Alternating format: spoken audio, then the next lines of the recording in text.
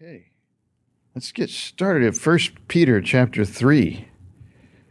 In 1 Peter chapter 3 comes this phrase that is the subject today. A few.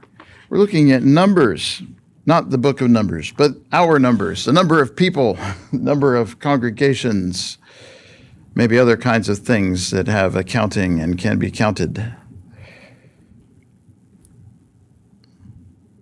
But as you look at this, you start with the idea of a few, some smallish number as compared with a larger number, a minority versus a majority, something like this perhaps comes to mind. In the end, what the scriptures tell us is wisdom is better than weapons of war, that we are relying on the knowledge of God, the faith that we place into him, and we obtain and grow by means of his word. That is the kind of wisdom he's talking about, and it's better than any kind of physical dimension, any kind of physical implement that we might have. But first, let's take a little stop on this idea about God's people are, in fact, few. The scriptures talk about us as being few at many different places along the way. And 1 Peter 3 is one such place where we'll get started. And it's the place where a few people are brought safely through water, that is, through the flood. Noah and his family were saved, but the rest of the world were not. It's also the case over in Deuteronomy 7 that the people of God, Israel, were among the smallest of the nations, and they weren't chosen for their size. They were chosen because their father was Abraham and because they believed in him. And in the Gospels, in Matthew 7, for example, in Luke 13, Jesus himself says that it is few who are going to be saved. So the scriptures are very consistent in saying that God's people qualify as few. Well, over at 1 Peter 3, you have this discussion about the flood that was coming and the patience that God had in those days while Noah was preparing the ark. Just breaking in at 1 Peter 3 and verse 20, it said God's patience waited in the days of Noah while the ark was being prepared, in which a few, that is, 8 persons, were brought safely through water. In the flood of Noah, the world is destroyed, but Noah and his family got on the ark. Now, it is fairly clear that if other people had gotten on the ark, they too could have been saved, but they did not choose to do so. Noah and his wife and his 3 sons and their wives got on the ark, and they were brought safely through the water. There was nobody else who survived at that time. They're the ones who believed in God. They're the ones who did what God said to do, and it really did mean business. It really did come to, this worldwide flood that wiped out all living things that were not on the ark. A few were brought safely. And it catches my attention, at least at 1 Peter 3:20, when Peter said, a few were saved, and he actually ventures to give a number. And that number is 8. That's kind of crazy if you think about it. Not to say that God is crazy, but to say that that's not really the number we were thinking about when we thought a few, We'd like to think that God's people being few wouldn't be so few as 8 people, but at that time it was. That's one of the only times that we're given a number, and it's 8. That's pretty few. And in his second letter, he also refers to this flood and the deliverance that God brought about there. In 2 Peter 2, at verse 5, it says that God did not spare the ancient world, but preserved Noah, a preacher of righteousness, with 7 others, when he brought a flood upon the world of the ungodly. It certainly did flood. The world of the ungodly certainly did die, and God didn't spare them. But he did preserve Noah with 7 others because Noah was preaching righteousness. And those who listened to him, they happened to be his sons, but they who listened to him, they got on the ark. And they were brought safely. But it is pretty few. And the scripture doesn't hide this. Peter gave the number 8 earlier, and then later he said, God didn't spare the ancient world. God brought a flood on the world of the ungodly. Making, I guess there's no backpedaling there. There's no trying to soften this. The fact is that it was really very few people at that time. So we look at another example over in Deuteronomy 7, as we mentioned earlier. Here, the children of Israel walking in the wilderness are headed swiftly, the second generation now, to the promised land. And the word from Moses, the word of the Lord, but by way of Moses to the people, is captured in Deuteronomy 7. I'm taking verses 6 through 9. You are a people holy to the Lord your God. The Lord your God has chosen you to be a people for his treasured possession out of all the peoples who are on the face of the earth. It wasn't because you were more in number than any other people that the Lord has set his love on you and chose you. You are the fewest of all peoples. But it's because the Lord loves you and is keeping the oath that he swore to your fathers, that the Lord has brought you out with a mighty hand and redeemed you from the house of slavery, from the hand of the king of Egypt, Pharaoh. Know therefore, the Lord your God is God, the faithful God, who keeps covenant and steadfast love with those who love him and keep his commandments to 1,000 generations. And you probably, if you're familiar with the letters of Peter, you probably hear some echoes of that, where Peter said you're a people for his own possession, 1 Peter 2:9, or the place in 2 Peter 3, verses 8 and 9, where he said, one day is as 1,000 years, and 1,000 years as one day with the Lord. He's patient with you, not wishing that any should perish. And these things certainly do echo what you're reading in Deuteronomy 7. But he says very plainly in Deuteronomy 7, you are a treasured possession out of all peoples on the earth, and not because of your number. It's because of your faith, the oath that he swore to Abraham and Isaac and Jacob, and they're keeping this. They're believing in the Lord. That is why the Lord is keeping them.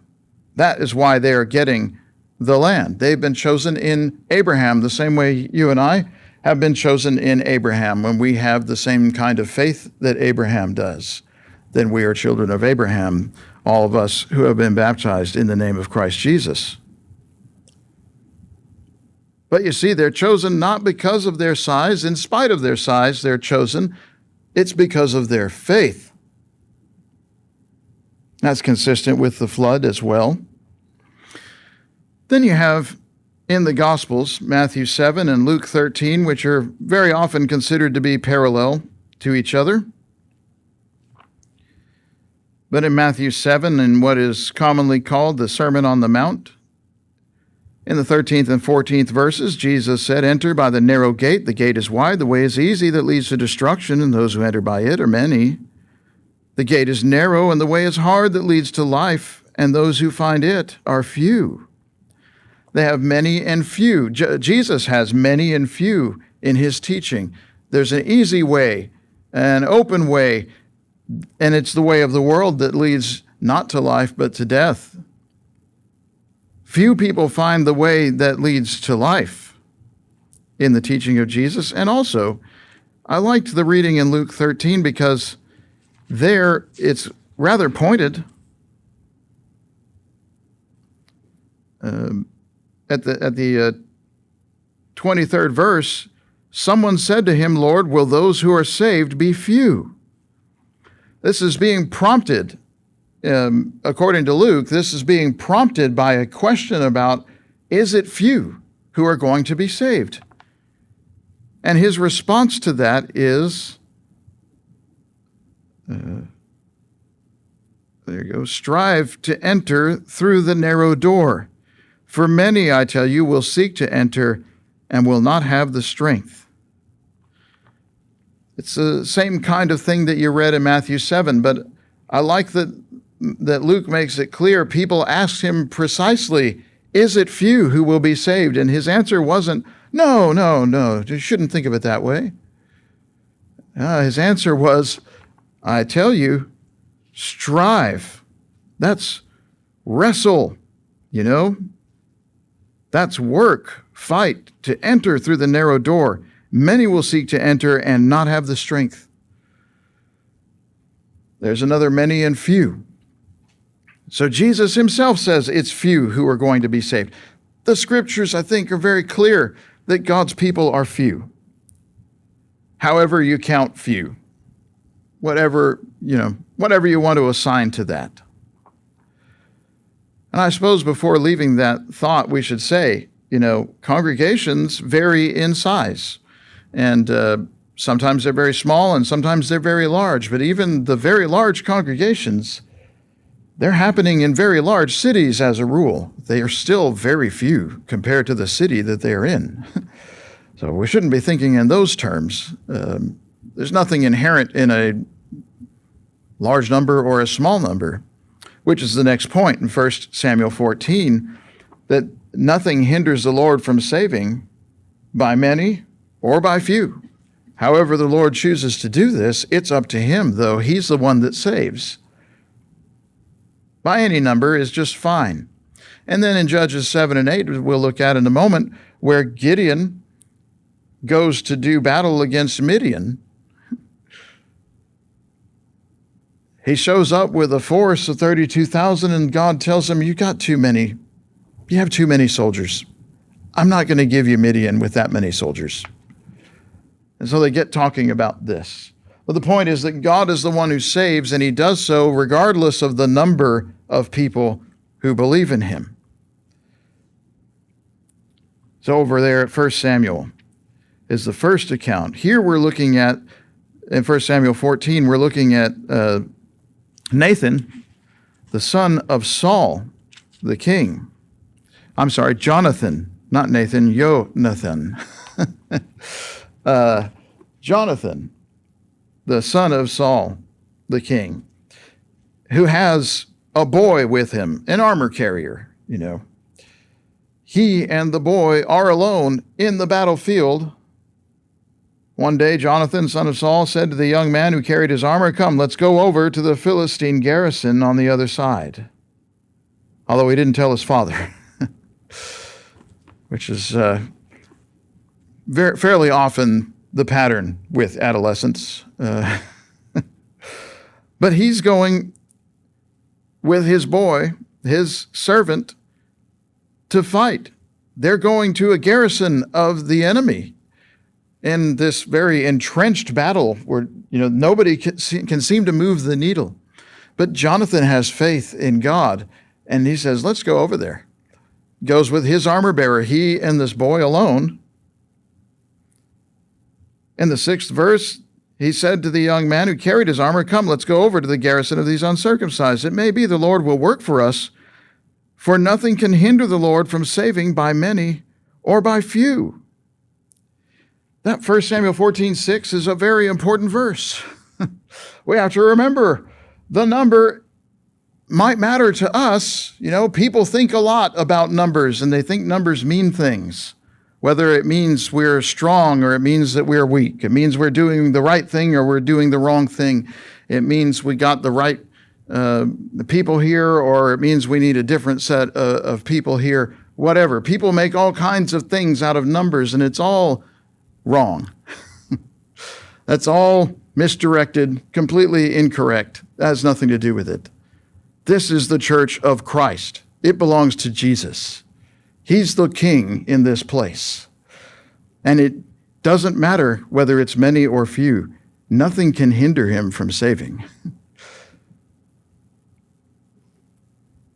Very important what Jonathan understood there.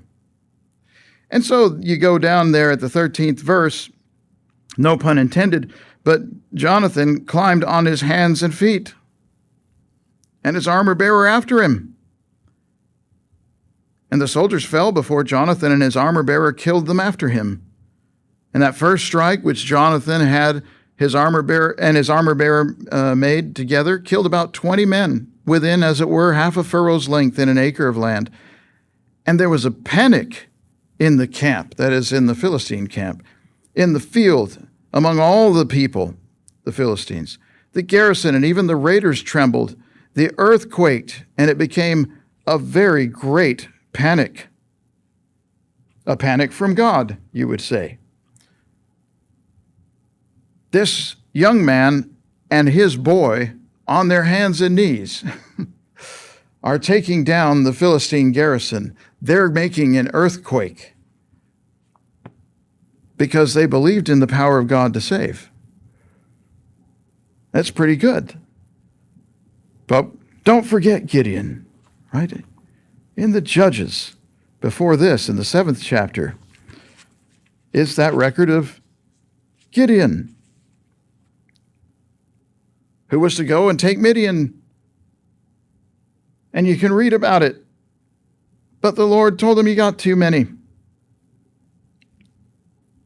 In Judges 7 and verse 2, the Lord said to Gideon, the people with you, that is to say the soldiers with you, are too many for me to give the Midianites into their hand, lest Israel boast over me, saying, my own hand has saved me. So, if we're reading this correctly, and I think that we are, it may even be the case that God whittles numbers down, that he wants us to realize that we rely on him. He wants us to know that it's not being done by our strength, by our numbers, by our ability, but by his power working through us. Yeah, he said, you got too many. I'm not giving the Midian over to you with that. I don't want them saying my own hand has saved me. They'll boast over me. Now, therefore, proclaim in the ears of the people, whoever is fearful and trembling, let him return home and hurry away from Mount Gilead. And 22,000 of the people returned, that is, of the soldiers returned, 22,000, and 10,000 remained. That's 32,000. A force of 32,000 people Gideon is commanding, 32,000 soldiers that Gideon has, to go down and fight Midian. And 22,000 leave. He's got 10K. And the Lord says to him in verse 4, the people are still too many. Take them down to the water, and I'll test them there for you. And any of them of whom I say to you, this one shall go, that one will go. And any one of whom I say, this one will not go with you, he'll not go with you. So God whittles it down again. And in the 7th verse, the Lord says to Gideon, with the 300 men who lapped water to drink, I will save you and give the Midianites into your hand. Let the rest go home. Everyone, let every other fellow go home.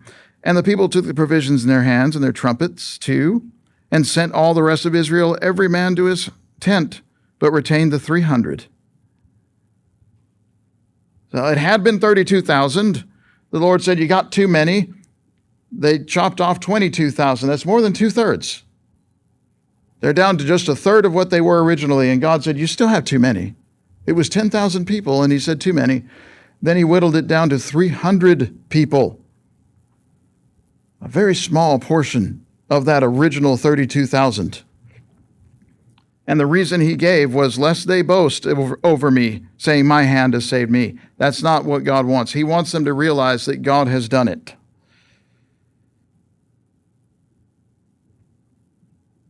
Yep, and the camp lay below. You find out after the battle ensues, and things go, of course, Gideon's way, because God is with him. You find out in chapter 8 and verse 10, the commanders of that foreign army were in a place called Karkor with 15,000, because that's all that was left of the entire army of the people of the east. There had fallen 120,000 men who drew the sword. Judges 8:10. So again,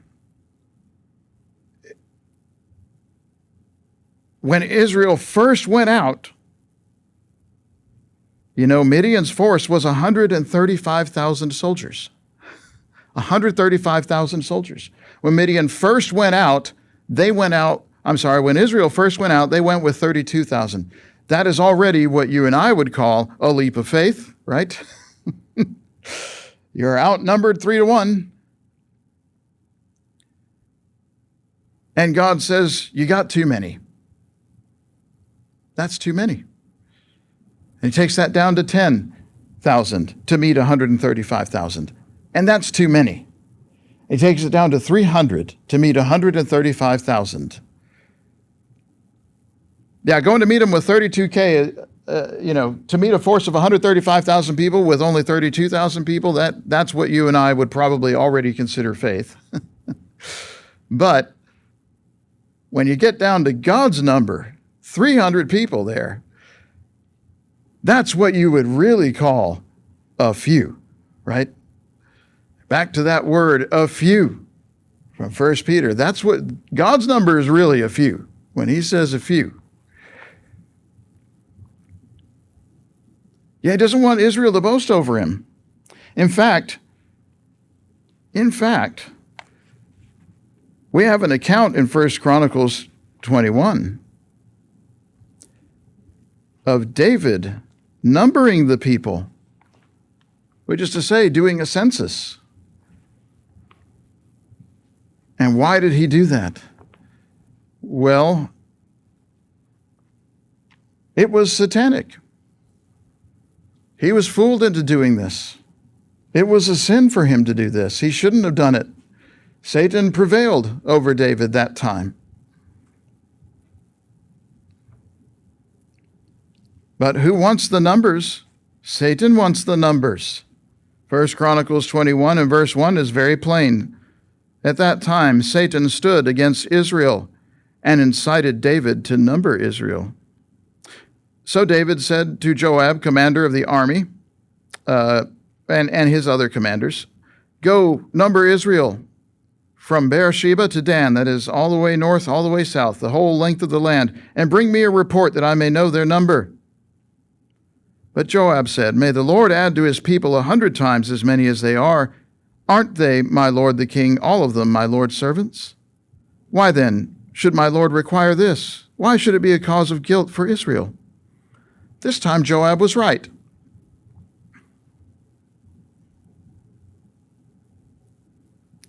But he didn't prevail. David prevailed. And the 7th verse tells you God was displeased with this thing, and he struck Israel. But if you look again at Joab's words in the 3rd verse, you can see why he was displeased with it. The Lord adds to his people, first of all. Joab is right. The number is the number. The number is the number that God has created. They're the people who have believed in him. They're the people whom he has increased and blessed. That number is the number whom he has saved.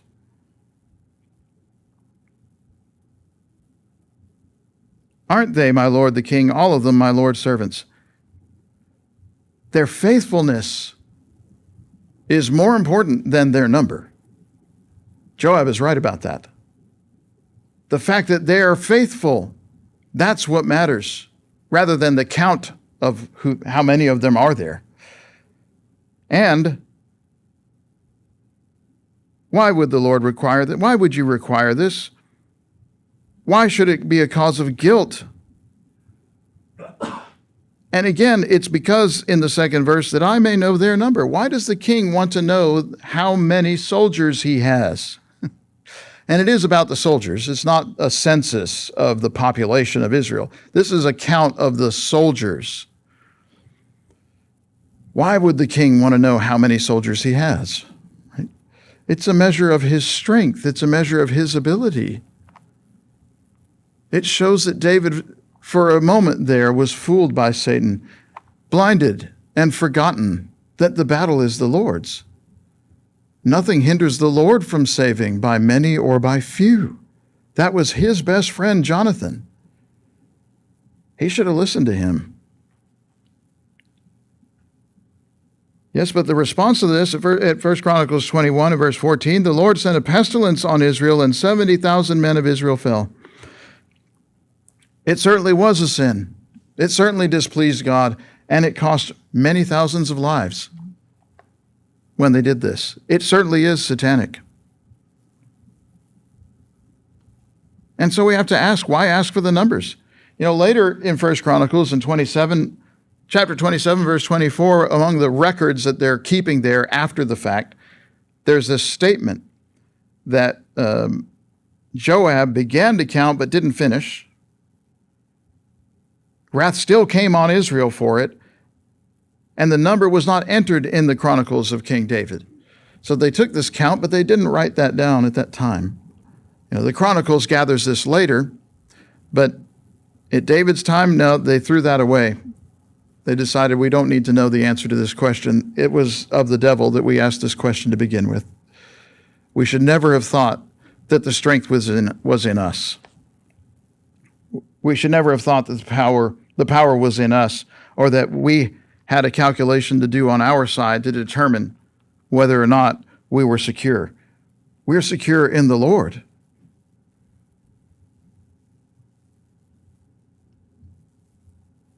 Yeah, it's hard to come up with a good reason for David to ask for these numbers, especially when you hear what Joab had to say. And again, not that Joab was always right. In fact, he was a pretty nasty dude, but this time he was right.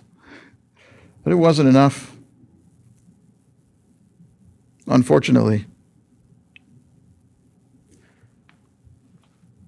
And finally, we'll look at the Ecclesiastes, the 9th chapter of Ecclesiastes.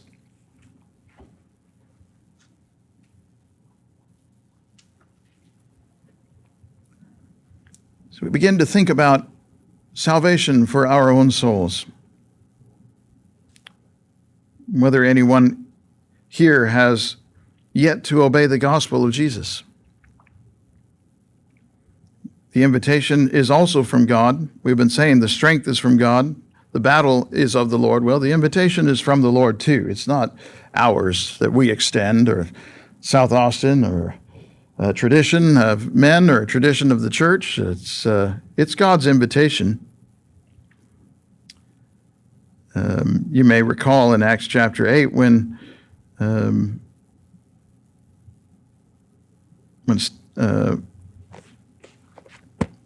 the Ethiopian eunuch first hears the gospel, and Philip preaches Jesus to him, the gospel of Jesus to him, the very next verse has them coming upon water,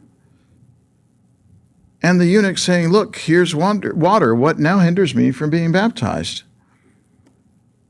Whatever it is to preach the gospel of Jesus to him includes the fact that he needed enough water to be dunked in.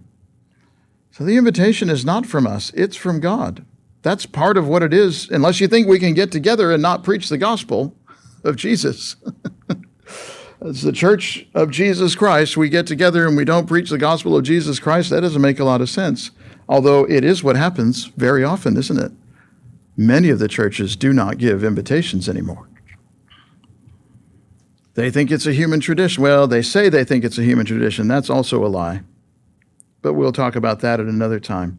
Here in Ecclesiastes 9, the invitation is about the fact that the wisdom of God is better than the strength of mankind. And it's these 13th through the 18th verses, which we'll look at together. "I've seen this example," says Solomon, "example of wisdom under the sun, and it seemed great to me," a great example. "There was a little city with few men in it, and a great king came against it and besieged it, building great siege works against it." So first of all, it's a little city with few men. It's small. This is a no-name kind of place, you know. They don't seem to have any hope against a great king and his siege works. This is fairly extreme. When you're very small with very few soldiers and the city is besieged, how are you going to get out of this?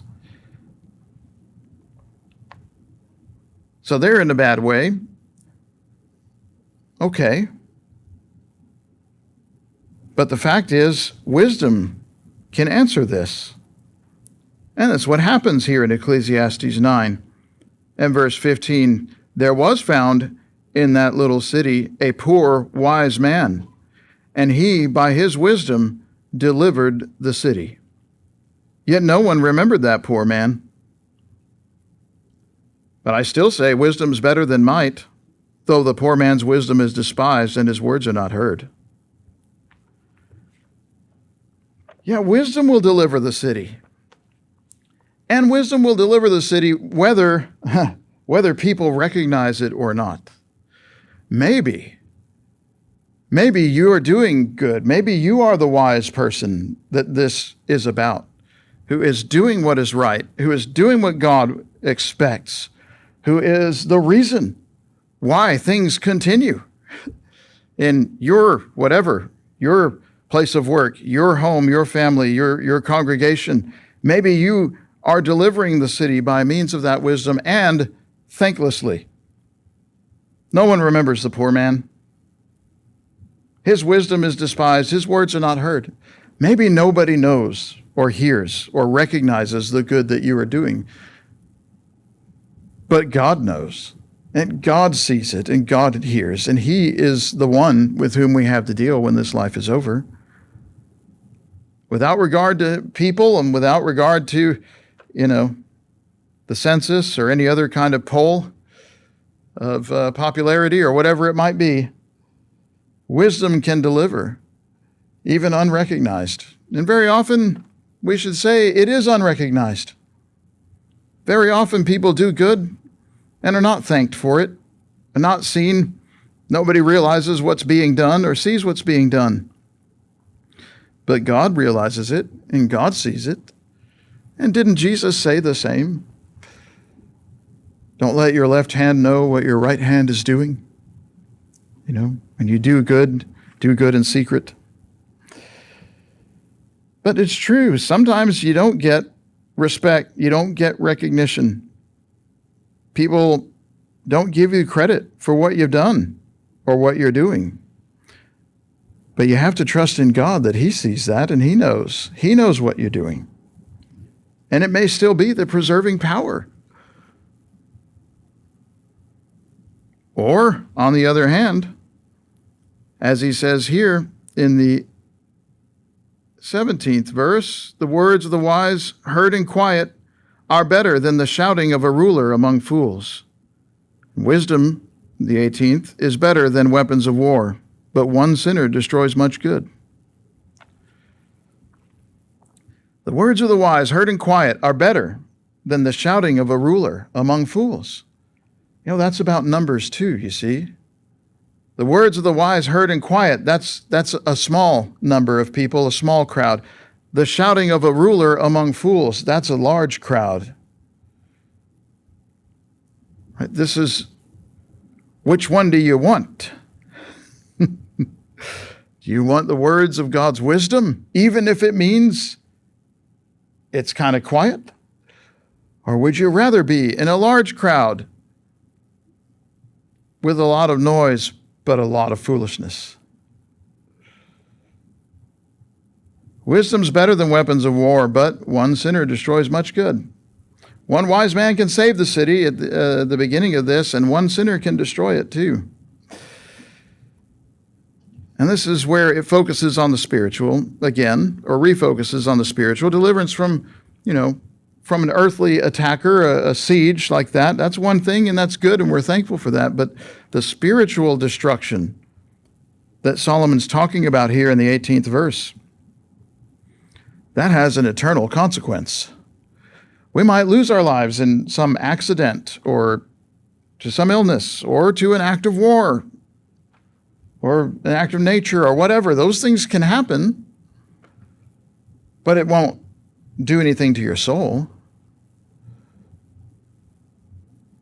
But if you got one sinner in the pack, one sinner in the congregation, that can destroy a lot of things. That could become a real problem.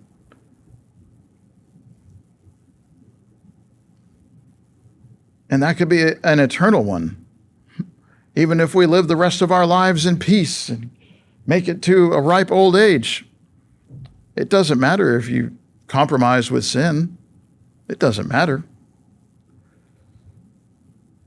So you get to choose what you're going to be. You want to be the wise or you want to be the foolish? The one who saves a city? The salt of the earth, the preserving power? Or join the detractors when Israel was rebuilding, when Judah was rebuilding?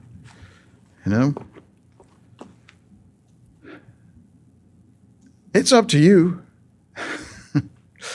The fact is, every individual answers to God in the local congregation. And other people may or may not have visibility into it. They may or may not see what's going on. Yeah, that's possible. It's between you and God, but I think that the choice should be pretty clear. I mean, you're looking at the same verses that I am, I think, and you kind of understand where that's going. Like, yeah, you get to decide what you're going to be, and God recognizes that. It takes trust. You have to trust God that that's going to work out because, yeah, you're looking at numbers, you're looking at the flesh, you're looking at our physical arrangements. Well, maybe that would be discouraging to some. You shouldn't do that. The strength is in God. The power is in His Word to save. And He gave His Son that we all might be saved. Today, are you a Christian? Have you put Jesus on in baptism for forgiveness? Have you trusted God that He can raise Jesus from the dead? And He did.